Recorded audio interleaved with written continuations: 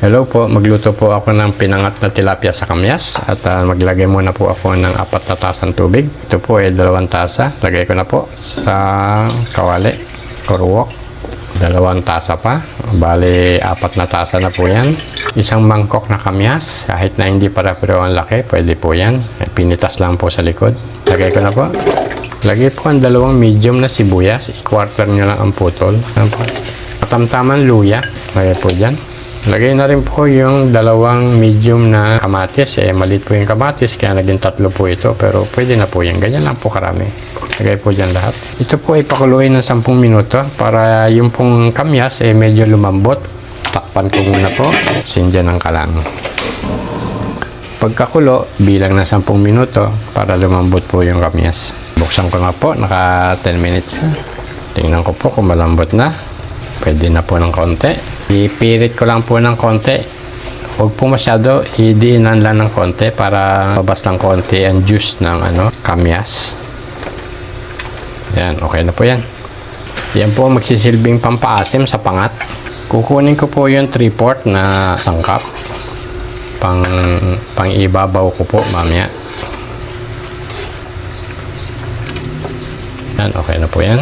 Lalagay po ako ng 2 cubes. 1, 2. Maglagay po ng 1 teaspoon na patis. Yan, 1 teaspoon. Haluin.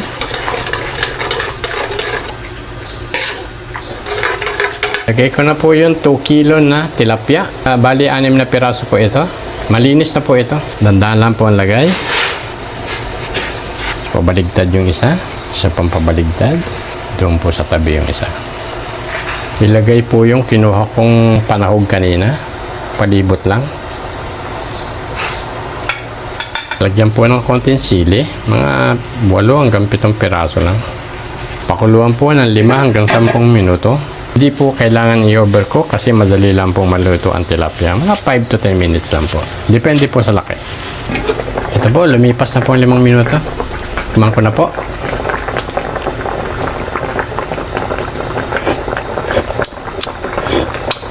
Oh, sakto.